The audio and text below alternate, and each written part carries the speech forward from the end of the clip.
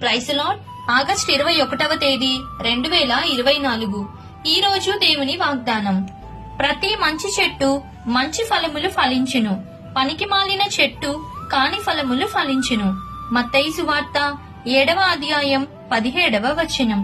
మన జీవితాల్లో స్వభావ సిద్ధంగా మనం పనికి మాలిన వారమై, కానీ మనం యేసయ్యతో సహవాసం చేస్తే, యేసయ్యతో అంటు కట్టబడితే ఫలిస్తాము.